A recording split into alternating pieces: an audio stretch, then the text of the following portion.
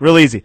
Welcome to the Sportscast, January 21st, 2019. If you haven't yet, please subscribe in all our channels, YouTube, Periscope, and iTunes. And if you're listening on iTunes, please leave a rating and a review. It will help us out tremendously. Also, we're moving the Sportscast into its own channel. Check out the sportscast.net for all information where you can listen to the Sportscast. In February, you'll no longer can listen to the Sportscast on the Sling Productions podcast channel or YouTube channel. We're doing it all in one separately so you guys can enjoy the Sportscast. And all you guys that like me and only like to hear the technology stuff, now your wish has been granted. You don't have to listen about sports. Anyways, yesterday was Championship Sunday. We might have saw the best Championship Sunday in a while.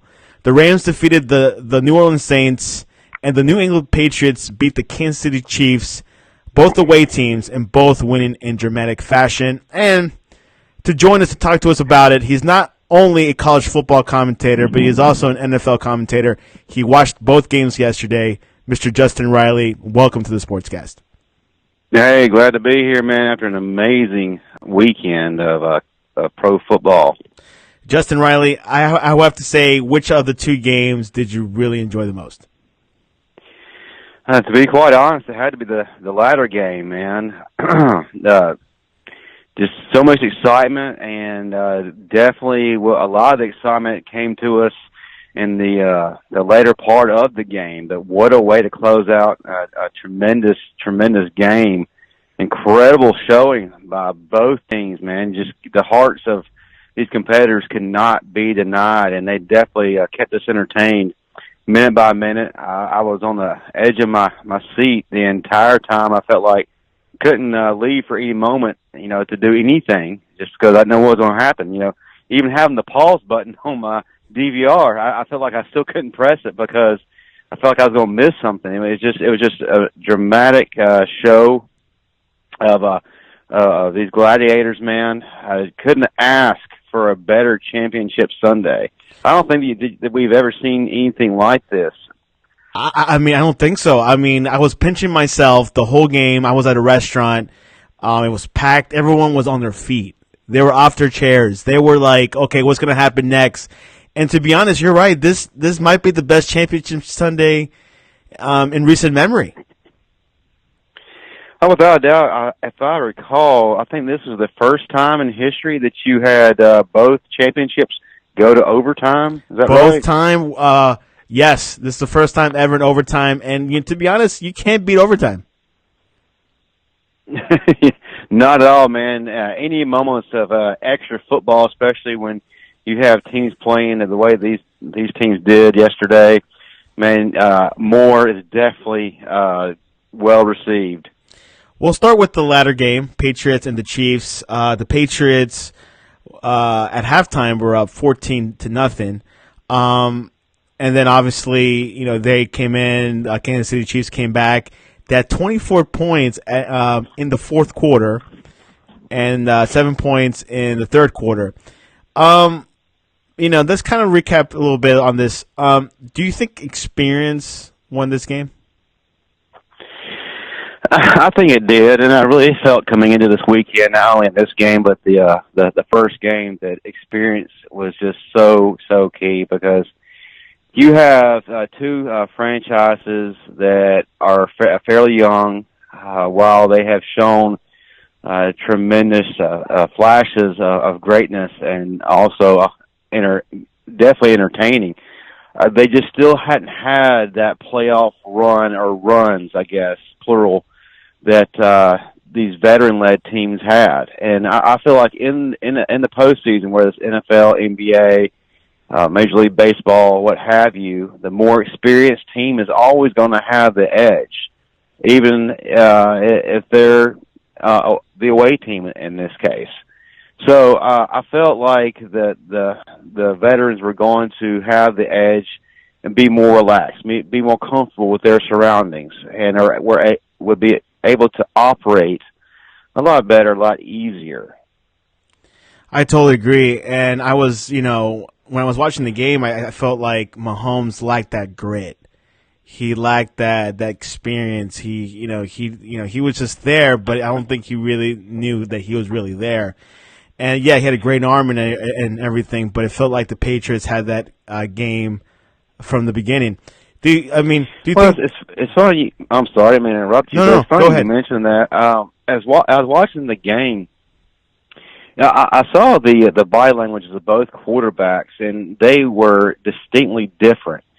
Tom Brady was fired up, just really passionate, and just really dialed in the entire time. And on that first drive, when Sonny Michel scored the opening touchdown, Tom Brady had nothing to do with the touchdown. It was like Sonny Michel's powerful running. But, man, he was out there just going nuts. He was just fired up, just letting things fly, words. And it's like he scored the touchdown himself. And it was amazing to see how jacked up he was, and he was like that the entire game. But then you pan over to the other sideline, you're seeing Mahomes. He didn't really seem dialed in. He wasn't fired up. He wasn't emotional. He just kind of seemed like he had this look on his face like, whatever, I have like 18 more seasons to play. Right? Well, yeah, it's like no big deal, This seems like a cool place to hang out today. I think I'll play a little bit of ball. No, it was really disappointing to see this guy, albeit very talented, very good arm, like you said. I just didn't see the tenacity that I needed to see from a quarterback who was playing for the opportunity to go to the Super Bowl. Sammy Watkins had 114 yards. Damian Williams had 66. Tyreek Hill had 42. DeMarcus Robinson had 27. We saw a lot of Sammy Watkins for this game. Obviously, the defense for the Patriots, you would say they did a good job. I mean, they were able to contain him. I mean, I think the key was to get ahead a little bit and then hopefully maintain Mahomes. They couldn't really maintain him 100%, but how did you see the defense against the Chiefs? Well, you really didn't see the Chiefs really do anything production-wise until the later part of the game, mainly the fourth quarter. I believe I saw a stat. I'm not going to be exact on these numbers here. Or Tyler will get on you. Well, he's always going to get on me about something. Two is greater than Herbert. Anyway, I believe it's a stat line of like total offense. The Patriots had either close to 500 or just over 500 to the Chiefs 290 something. Mm-hmm. That's pretty impressive, especially for a defense that was going up against a prolific offense that is quite comfortable with scoring points. They did their best to keep the Chiefs at bay for the majority of the game, and they really never allowed Mahomes to get his rhythm. I mean, yes, that there were times where late in the game where the Chiefs did come alive, and Mahomes had some really good plays. Sammy Watkins was on the receiving end of a lot of those. But for the game as a whole, the Patriots defense for the most part kept them in check. Yeah, which their defense is not the best defense ever. It's not pretty. It's pretty much mediocre average players. But with the Chiefs, back to the Chiefs, do you think if Kareem Hunt was playing, do you think it would be a little bit different? I don't, because I believe that they were getting some really good production out of Damian Williams, as well as some of the other key role players. So I don't feel like Kareem Hunt really made the difference. I do feel like that Mahomes not really being present for the majority of the game is what really hurt them in this game, and that I think falls on his lack of experience. Yeah, a lot of the experience happening. Of course, Belichick, greatest coach of all time, had this game. I mean, it felt like a chess match last night. It really did.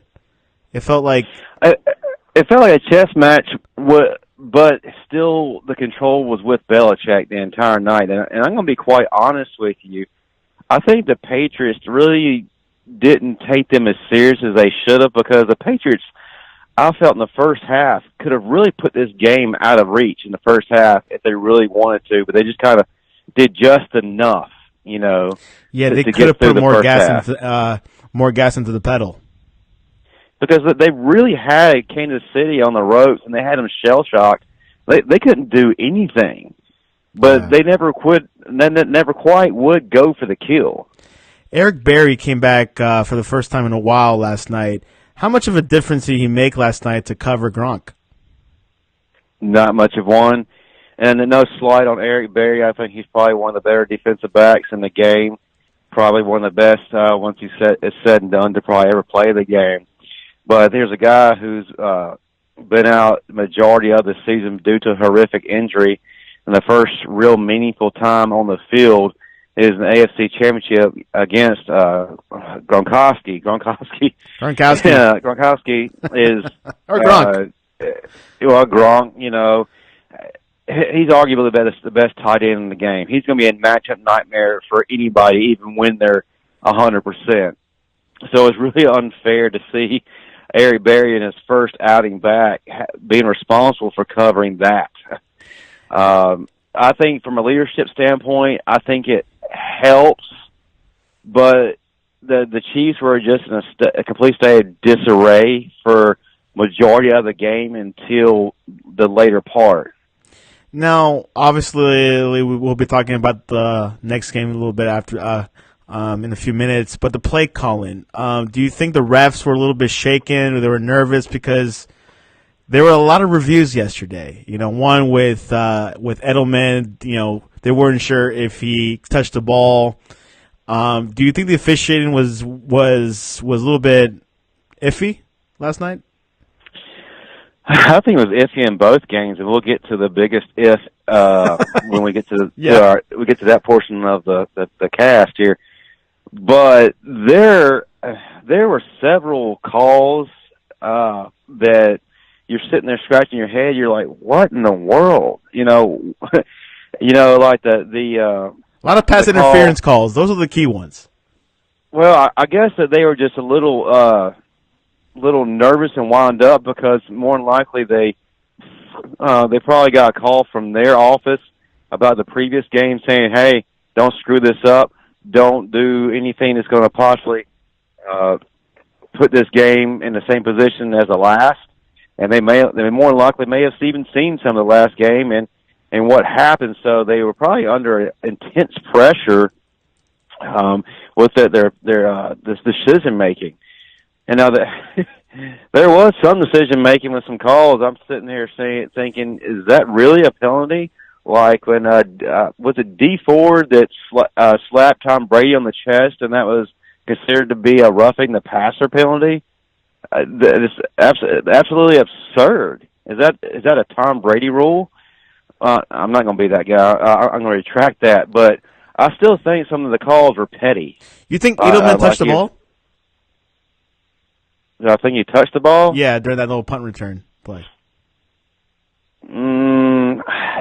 I can't really say. I mean, it looked like it did it, but it was very close. I thought his thumb touched it, but apparently it didn't touch him. Right. Well, that's just one of those close calls that you're going to get, but some of the other ones were more obvious. Now, back, one more thing before we go to the next game. Reggie Ragland, a former Alabama player, was there. How'd you think he played? I think he was probably one of the more consistent players on the defense last night. I think he played his heart out, and I think he was also trying to make up a lot for what some others weren't doing. He seemed like he was the only one who really had his head screwed on right and kind of had control of everything. And I think that really goes back to how he pretty much was prepped for moments like this, especially for playing for a Coach Saban. I think that prepares him for situations like this. So he was himself, and he made very key plays. Made an interception in the end zone in the first half that wiped out another scoring opportunity for the Patriots. But I think he's probably one of the better highlights for the Kansas City defense last night. What do the Chiefs need? Do you think the Chiefs need to improve their defense? Absolutely. I think their defense as a whole is lacking. I think they really give up too much. I think they need to really build around Reggie Ragland. I think they need to get better up front. They need to decide what they're going to do with D Ford. I think he's a really good player, but that they really need to add some key pieces. Definitely in the secondary, and you kind of wonder, or you got to ask the question, how much longer is Eric Berry going to be able to go, especially with the injuries that he sustained in recent years. Yeah, it's quite unusual they put him back. Obviously, I don't know if anyone else could have, guard Gronk, and maybe Eric Berry was their best chance or best hope, but it didn't really pan out 100%, but we'll see what happens. Next game, the Rams defeating the Saints 26-23. As we spoke earlier, that one call where there was a pass interference, but also could be helmet to helmet. Some people say that cost the game for the Saints. Well, the refs were absolutely horrific in this game. There was another no-call pass interference that should have been made. The Saints receivers were groped and just taken advantage of a lot of the day, but it was not being called. But it's one of those things, though, where the earlier plays, where you hate it, it makes you mad, but at that point it wasn't stopping the game from going forward. So you kind of could shrug that off. However, that final play that we're talking about, that absolutely determined the game. It killed the drive. It killed the scoring opportunity. The Rams could have got a first down, and they could have scored. Well, but some may even argue, well, we don't know what would have happened. They could have gone 3 and out and not gone to the end zone. Well, but we also don't know what would have happened. We don't know.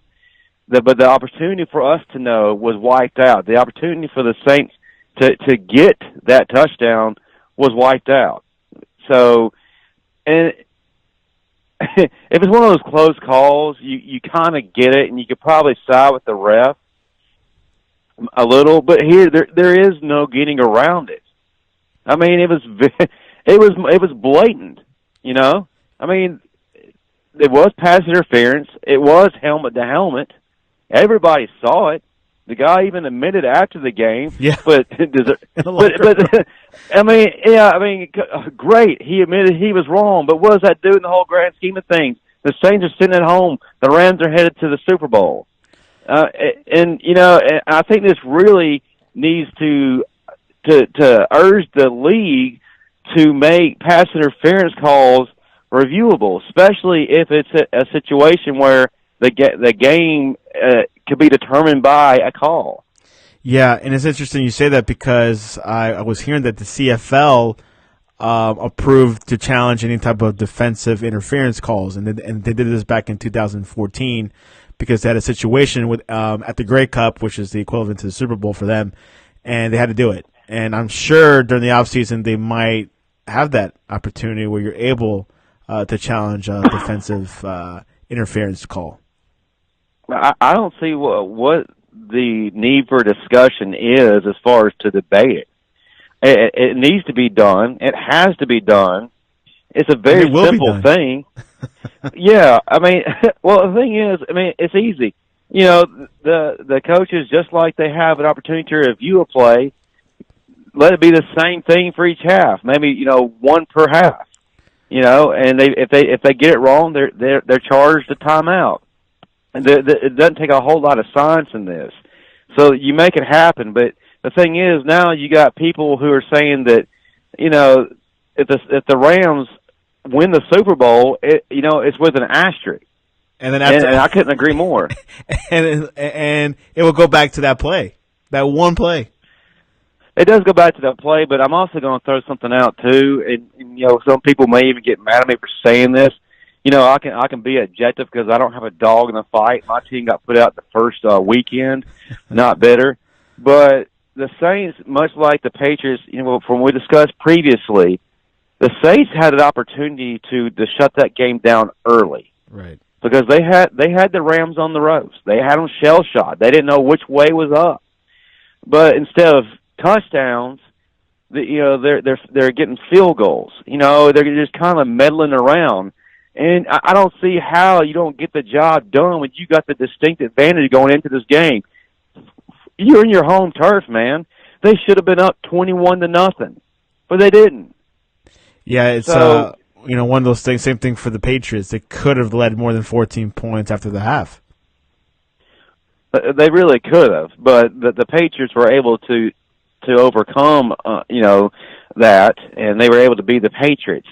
But they also didn't have the help of referees either that determined the outcome of a game. Jared Goff had 297 yards, and surprisingly, C.J. Anderson had 44 yards. Gurley only had 10. Do you think Todd Gurley was hurt yesterday, or do you think they're saving him up for the Super Bowl?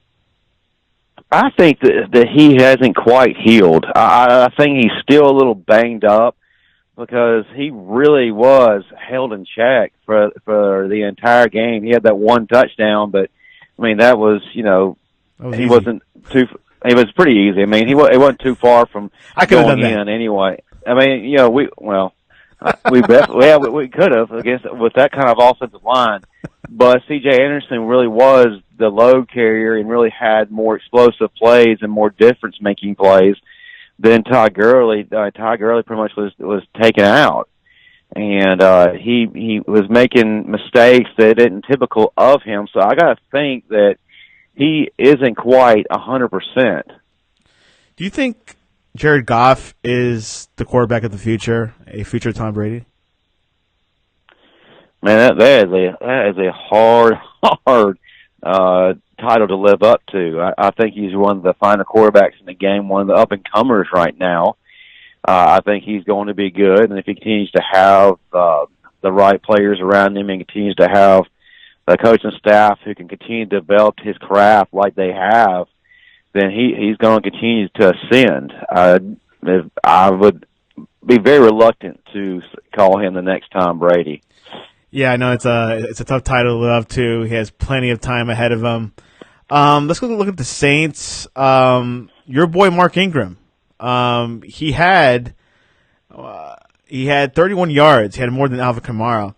How did you think about his performance? Well, I think he did good in spurts, but I really do feel like going up against that defensive line with Ndamukong Suh and Donald. Wow. I mean, that's just tough. How much is that worth? Those two guys. Man, jeez, but it's a headache, brother. And now Ingram does have some good plays in spurts. Kamara was held in check rushing wise, but I believe he had either in the neighborhood close to 100 or over 100 yards receiving. So he was very effective, as a catcher. But for the most part, the Saints ground game was neutralized, which I kind of felt like that was going to happen, just going up against this tough front of the Rams. Yeah, they did really stop the running game. I mean, Mark Ingram just had 31. Alvin only had 15. It's quite impressive. Who do you think is better, Aaron Donald or Khalil Mack? Well, right now, I mean, Aaron Donald has just been doing things that are just off the charts, man, and he's being proven to be a guy that is virtually unstoppable because he's been consistent with it. Khalil Mack is a very, very good linebacker, and at the rate he's going now, especially that he's actually with a good team, he's out of that stink hole that is Oakland. I think he's going to get better, and yes, it's a vacuous black hole that destroys everything that is good. Him and Amari have been resurrected. Absolutely, brother. All it took was just getting him out of that situation. The good thing about Donald is he's been fortunate enough to be with a good team for a good time now, whereas Khalil Mack has not. So, and being on bad teams can really take a toll on you. Oh yeah. So you got to ask the question: just how much of a toll has it taken on Khalil Mack? But I think that he has tremendous upside, and if they continue to put around him the pieces that are going to help him get better, he's going to be quite a force for years to come. Drew Brees. Obviously, this was a good opportunity for him to win another Super Bowl. do you think he needs to win one more to have a good legacy? I think his legacy is already cemented, but I just think from a fan standpoint, you want to see him get there one more time because we really don't know how much longer Drew is going to do this. I believe he's 40 years old now. Yeah, he just turned 40 years old here recently, and that's just tremendous testament of just how good of a player he is. He's been in the game for this long. He's avoided major injury. He has just endured the test of time and the physicality of the game. And he's also had the benefit of having some great protection, too, and some great players to take the relief off of him. But you kind of wonder, how much longer is he going to play? How much longer is he going to stay healthy? And, and how many more opportunities is he going to have to get to a Super Bowl? I believe in the off season, some contracts are going to be up. I believe Mark Ingram's contract will be up, so there's going to be some negotiations being done there on whether or not to keep him around. And there is, in the NFL, you have turnover, so you can't always keep key players in the same place for a long time, unless you're the Patriots. But you just kind of wonder, how many more opportunities is he going to get?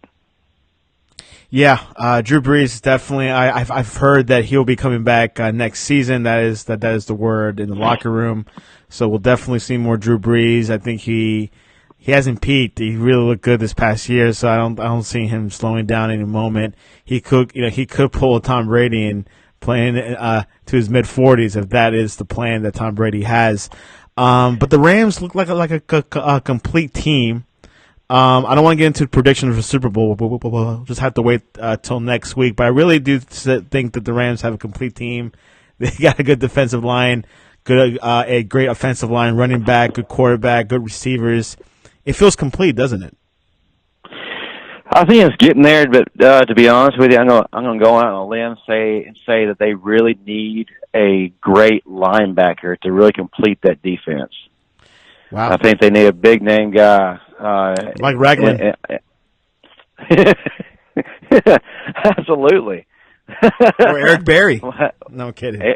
Well, no, Eric Berry. They've got some talented linebackers. They got some guys who are great role players.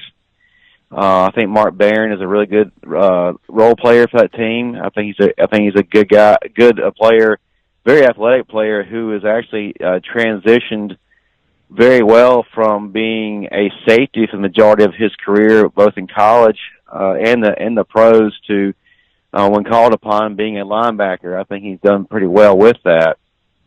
But they really need that general there. That one piece. That one piece, that guy who's really going to lead that defense. And I think that if you have someone like a Khalil Mack, I think that does get it done. That will be icing on the cake. It'd be icing on the cake, but that's just my thought. I think they need that solid linebacker to complete that force that they have. Speaking about the Bears, I've been hearing rumors that Kareem Hunt might be going to Chicago.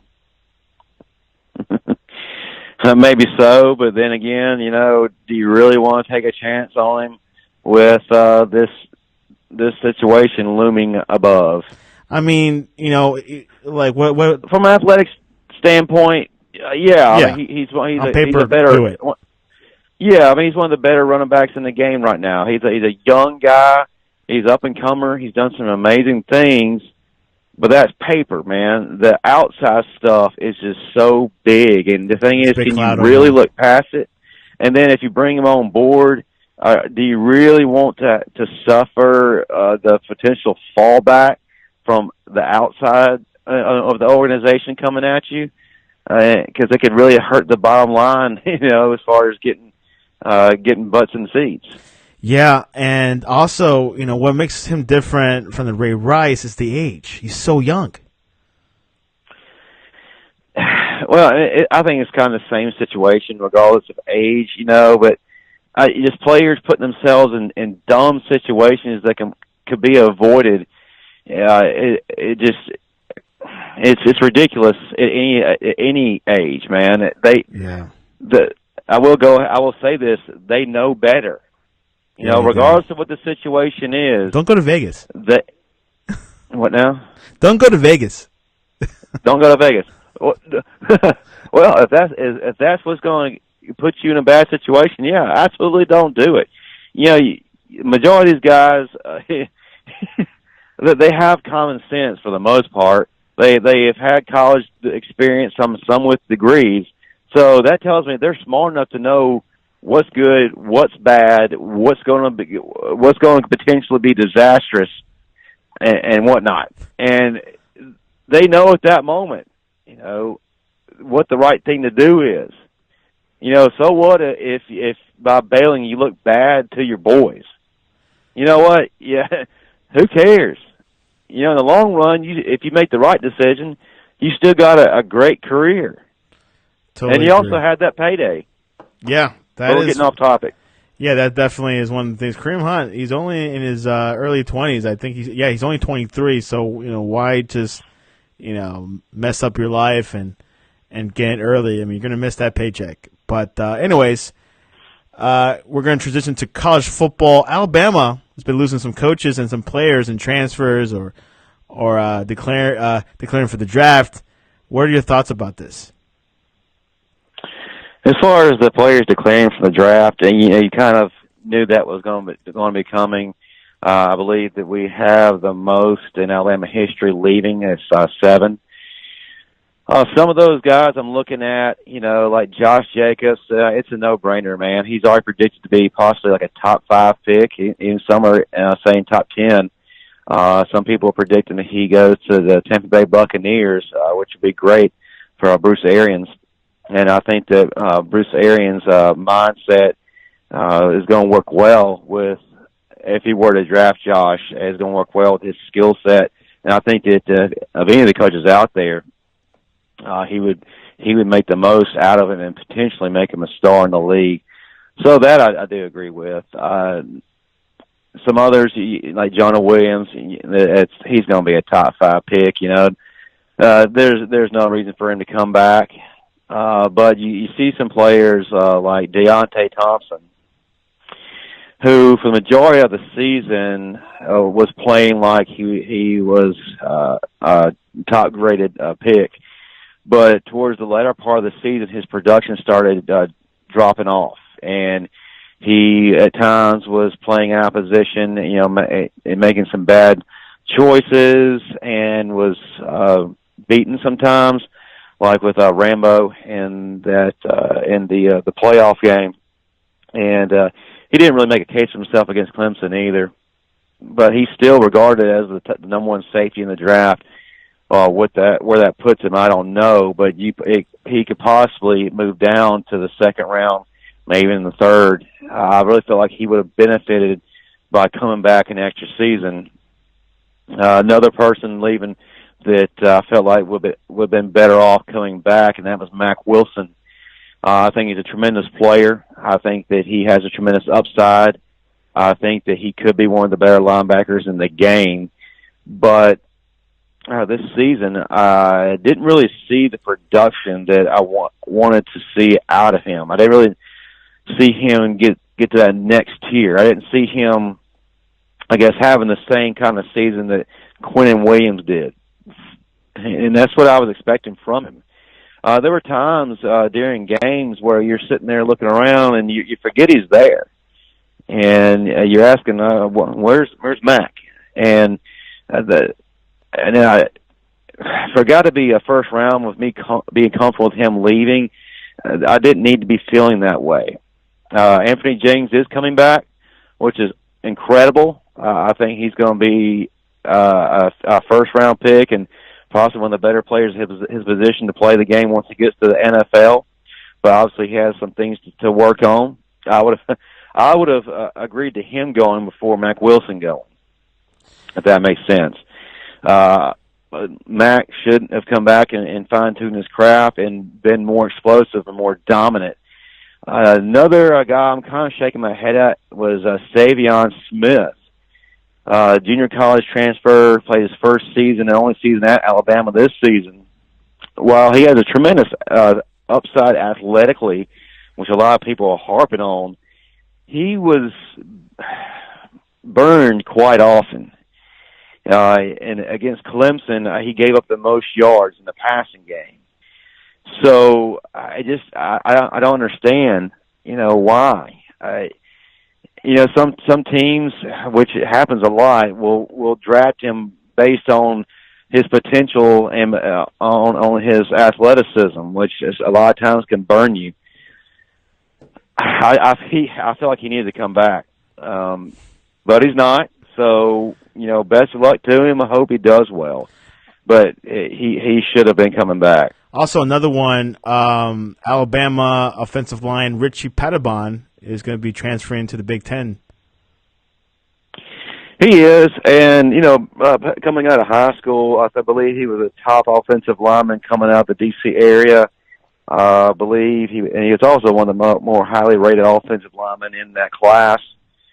And but the thing is, once he got to Alabama, he really never could, get going, primarily because of injury. And because of constant battle with injury, he got lost in the shuffle, and he lost his starting position, or presumed star position, to some other players. So it's understandable that he wants to leave. He's going to be going to Illinois, and he also has the potential to be playing with his younger brother, who is actually being pursued by Illinois right now. So that makes sense. I get it. But unfortunately for the young man, he just never could, quite get going for Alabama, and we really didn't see what he could have done because of injury. And the biggest transfer of all, Jalen Hurts to Oklahoma. Are you happy for him going there? Do you think it'd be a good spot for him? Absolutely ecstatic for him. I think that decision makes the most sense out of any other of the schools that were being discussed. I couldn't think of a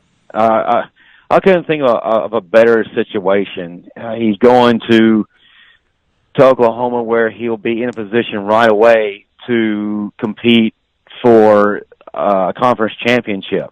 Not only a conference championship, but a playoff spot. And he's going to have tremendous weapons around him. CeeDee Lamb, Trey Sermon, Rambo. He's going to have a lot of good players in place, and also too, he's going to have one of the better offensive minds and developers in Lincoln Riley. So I couldn't think of a better place for him to be. And plus, he's going to be in the Big 12, which will allow him to showcase his talents a lot better, just because Big 12 just doesn't have any defense. It's high offense. So you think they're able to make it to the playoffs? Yeah, I think that they have a better chance than a lot of people going in, just because they're going to be the big dog coming back in the Big 12, with the exception of Texas. Texas, on paper right now looks like they're going to be a contender in the Big 12 as well. But can they live up to that height? Can they take that next step that they presumably took in the Sugar Bowl by beating Georgia? And it remains to be seen. But Oklahoma is a team that's more consistent.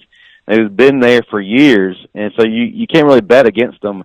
Now they got Jalen Hurts. It definitely makes a strong case for them. And honestly, I'm going to go on a limb and say, barring injury or something crazy, Jalen Hurts will be a finalist for the Heisman. Wow, that is a big, bold statement. I make big, bold statements, so I went to Alabama. Another news, where legends are made. Another news, Steve Sarkisian is back with the Tide. What are your thoughts about that? I'm still trying to process it, to be honest with you. I wasn't expecting it. I'm going to say that, and I think a lot of people weren't expecting it. Why is that? I mean, you had a bad history with Alabama, or Well, not necessarily with Alabama. He does have a lot of baggage, from USC, and then and other places. He came to us as an analyst in the Saban reparation program, to get himself back together. Lane Kiffin exits. He's brought in to make the calls in the national championship game. As soon as the game's over, he's promoted to OC. bolts the next week for the Atlanta Falcons. Gets fired from the Falcons. I remember that. Yeah. So, Mixed feelings there. You know, it's mixed. But to be honest, I think Alabama lost a lot of coaches. It feels like, well, bring someone back that knows the system. Well, you kind of ask the question: is it that Saban believes that the guy's still one of the better offensive minds in the game, and he still got it? Does he feel like that Sarkisian has left the baggage, or is it more because of the mass exodus of coaches, a desperation hire? Right. Well, we'll find out what happened. Josh Gaddis left to become the offensive coordinator at Michigan. What are your thoughts? Well, I mean, I understand it. I mean, it's an upward move. Can't blame the guy for going. You know, he was actually called at the last minute, by Harbaugh, asking him to go to one of the better programs in the country right now. And, I mean, how do you turn that down? How do you turn down, that as opposed to staying back and being, receivers coach at Alabama? What do you think all these coaches changes? Do you think it's something that Nick Saban did purposely just to clean house, or you think it just happened all of a sudden? Well, there's been a high turnover rate, the coaching position at Alabama here, since Saban was there, and that has a lot to do primarily with the success of Alabama. Right. If you could hire a coach from Alabama, I mean, it's the hot thing to do. They're winning championships. They're sending people to the NFL. It's the hottest job positions in the like in the country. Right. So you're seeing that, and you think, if you jump on board and get one of these puzzle pieces, that it may prove to be a great gamble and translate great for your school. But then also too, Nick Saban is very demanding, and that's putting it mildly. And I believe he's going to probably drive some people off that isn't going to fall in line with what he wants to have done there. But you start to ask the question, what exactly is going on, especially when you have guys making lateral moves here. And what kind of effect is it going to start to have long-term for Alabama, especially for recruiting? I think if they're able to bounce back and show no effects of that and show that the staff as a whole is a cohesive unit, it's no big deal. It's something that you just kind of chalk up. Hey, it happened. At the end of the day, it's a job. People making moves for various reasons, whatever they may be. And definitely Alabama's making the case for themselves to do better by hiring Sinceri for the defense as defensive coordinator. I think he's one of the more brilliant defensive minds out there right now. Tremendous hire for us. But I'm just curious to see where we go from here.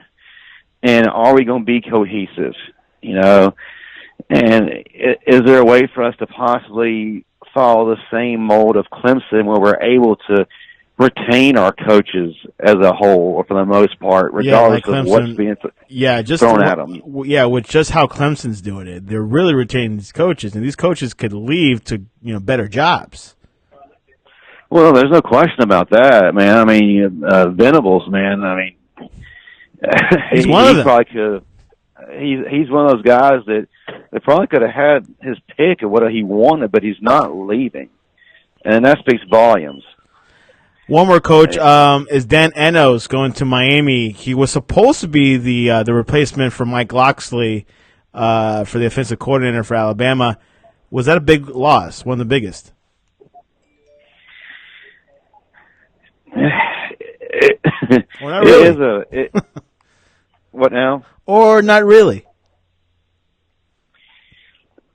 Well, I think it's a loss for us because out of the entire tenure of Saban being there, I have not seen a coordinator or a position coach develop quarterbacks as well as Dan Enos did. He's the man. What he's been able to do with Jalen Hurts is tremendous. Especially him. You know, what he's been able to do with Tua Tagovailoa has been nothing short of amazing. Of course, Tagovailoa brought a lot to the table anyway. Yeah.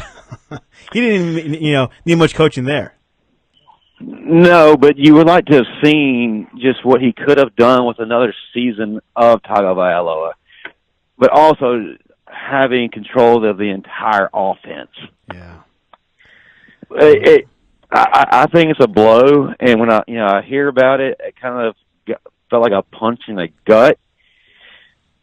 So you kind of got to. That was a big one. I think that was the biggest one. It's huge, and man, it's okay, Justin. We got him. Miami. Well, I'm just saying it. What I'm saying. Well, I'm glad Miami's looking pretty, but we got Sarkisian.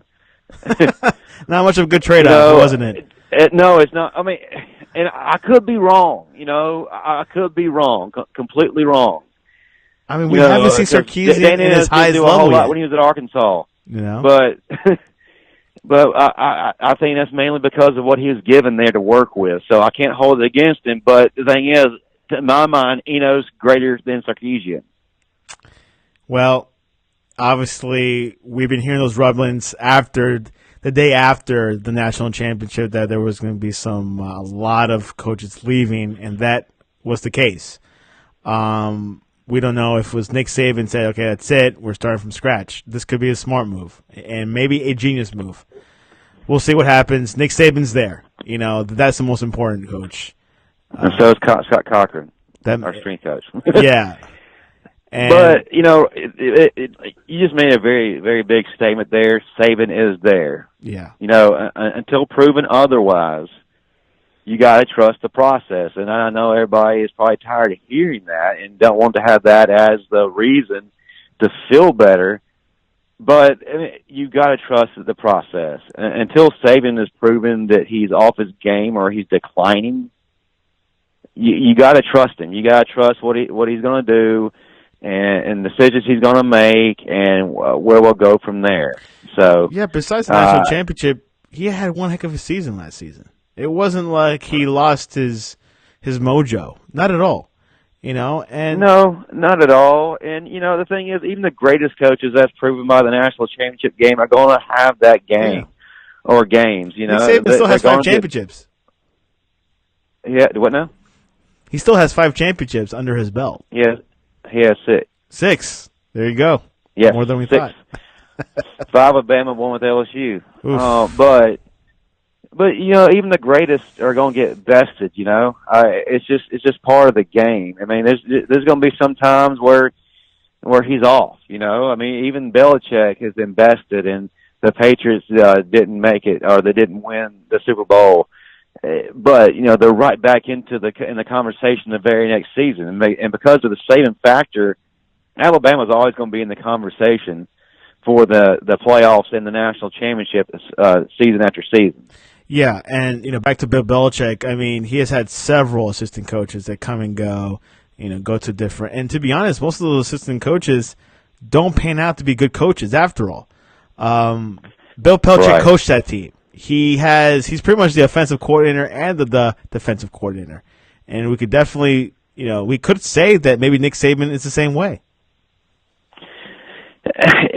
I think you really can say that, until proven otherwise. I think that, just like with the Patriots, Belichick is the one constant. You have a carousel of coaches, departing, and but he's able to still get right back on the same page as he normally does, same script. He doesn't have any setbacks. He always manages to still get it done. Even though this season there were some doubts, but you can never count the Patriots out because of Bill Belichick, because of Tom Brady. Yeah, and we don't know if with Nick Saban, the same thing's going to be said. He has been on top year after year after year after year, and he's had people leave. So you got to give him the benefit of the doubt for that very reason. It's quite common. But anyways, Alabama is still looking good. They still have the top recruiting class in the nation, and they're going to march in. Sarkisian might be the smartest move that Nick Saban's ever done. Who knows? But we'll see. College football news will continue. Still, I think most of the players have declared. There could be a few flips here and there, but Alabama is still number one in the recruiting class. Anything else before we head into predictions? One thing I wanted to talk about a couple of weeks ago that I didn't get a chance to address, and that was for those of us who grew up in the 80s and 90s, lost an icon that we had as a fixture in our lives for the majority of our days growing up, and that was Mean Gene Oakland from the WWF days and WCW, and then later on came back to WWE. Tremendous personality on TV, probably one of the biggest personalities in the wrestling world ever that was not a wrestler. It was truly hard to see somebody like that you grew up with and that you look forward to seeing finally be called home. That was big. That was big. Great wrestler. Justin is a big wrestling fan. We'll probably talk wrestling throughout the sportscast throughout the year. Maybe some WrestleMania predictions, things like that. But hey, if there are listeners right now, if that's something that y'all be interested in possibly adding as another option to discussions we have, please voice that. Certainly, the WWE is still fairly big. And there's a lot of fans out there, so we like to think that we appeal to every fan base out there, and however we can get listeners, I'm all for it. So if that's something that y'all would like to see going forward, voice it. Especially during the off season. Did you see the Pacquiao fight on Saturday? Did not see it. Man, I feel like that I should have my sports card withdrawn because I didn't see it. So you have to fill me in on that. Yeah, I actually literally did not see the fight, but I heard Pacquiao won, and I think he injured his eye that might end his career. Well, to be honest with you, it's about time for Pacquiao to exit. And I hope that doesn't come across harsh for Pacquiao fans. I'm a fan of Pacquiao. I think he's one of the finer boxers the sport has seen. But he is in the later stages of his career, and you don't want to see him continue to fight fights and have his legacy tarnished a little bit, and you definitely don't want to see him go out in a bad way. So I think at this point, he's proven all he can prove, and I think with this victory, just go out on top. You've done what you have to do, brother, and you've brought a lot to the boxing world, especially during a time where boxing is being overshadowed by the UFC. He's been one of the few people who've been able to keep boxing relevant and have been able to draw an audience. So what he's been able to accomplish has been really amazing. And there you have it. We got the sportscast going, boxing. Let's head into predictions. I only have one game to predict. Are you ready? We do. The Golden State Warriors at the Lakers. Yeah. You go right to my team, man. I think LeBron is not playing tonight either. Yeah, and the Lakers have got to get him back. They got some young guys who are tremendously talented, and they are really showing flashes of being something special. But they haven't quite made it there yet. I think LeBron has helped propel them a little bit further forward than where they were previously. But they really need their general to come back to guide them and to lead them. The Lakers were able to best the Warriors some weeks back in quite convincing fashion. So the Warriors are going to be looking to avenge that embarrassing loss. And the Warriors are only going to get better from here, especially with having Cousins back in the lineup, and he came back in a thunderous way the other night, which I think that with the Lakers playing as well as they can without LeBron, I just don't think it's going to be enough. I think LeBron is a key component right now, and I hope he returns soon because as the weeks go by, man, position is going to be very, very key as we approach the playoffs. But tonight, I think it's the Golden State Warriors are going to come away with the victory. The Warriors keep continuing to win. And random question of the day, it's National Hug Day. So do you hug or handshake? I give him a pound, man. I'm a germaphobe. Oh, no wonder. I'm kidding. No, I'm just kidding. I hug. I was raised in the South where everybody hugged everybody. Doesn't matter if they were family, friend. You just met them. It's just one of those things that was ingrained to you growing up, especially growing up in the Baptist church. You know that we don't shake hands, we hug. We also don't dance either.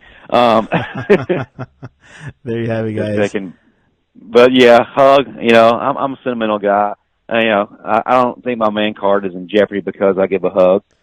Well, on National Hug Day, Justin hugs, and maybe after that, outside of that, Justin, how can people reach you to talk to you about the Super Bowl? Talk to me about the Super Bowl. Well, I believe you can talk to me through our site now. Am I correct? You could, but I guess they want to contact you directly.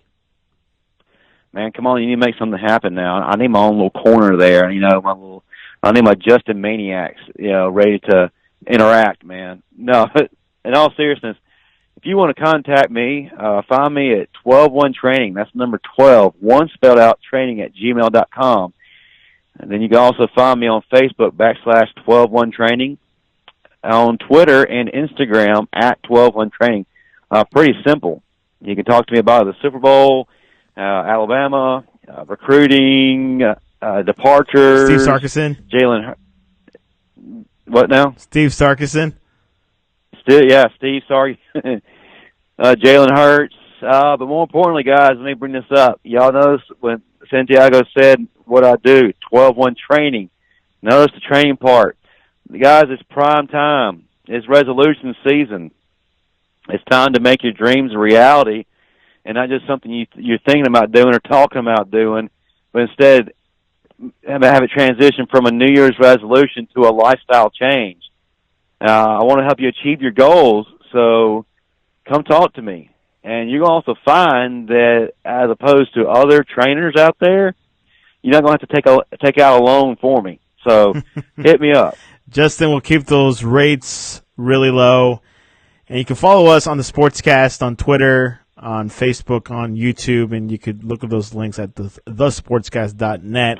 And as I said earlier, we'll be transferring this cast into its own channel, the Sportscast itself, and Sleon Productions will be mostly technology, and I guess the devotional cast, which that hasn't been produced as much, but we'll definitely keep you guys in the loop of February. The Sportscast will be on its own channels, and that'll be great for all of us. The Sportscast will go on throughout the basketball season. You know, right after the Super Bowl, we head into, you know, basketball with the All-Star Game, March Madness, and of course the NBA playoffs, and Justin will be with us throughout the basketball season. Isn't that correct? That is absolutely correct. I got a question though, man. Since we're making our big transition to our website, man, are we gonna have like one of those little tribute compilation videos, you know, before we leave? Oh man, that's tough to edit. I don't know if I could pull that off. I got so much editing to do, but never say never, right? Hey man, I think the fans need that, brother.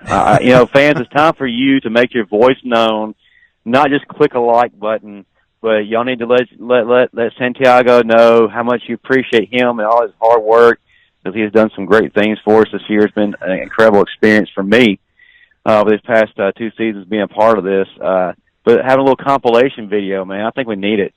We'll see what happens. The next couple of weeks, we'll see. Sportscast is going strong. Anyways, I got to wrap it up because I have to prepare for the Super Bowl. Anyways, Justin Riley, I appreciate you coming on to the Sportscast. I appreciate you, man. Great time as always.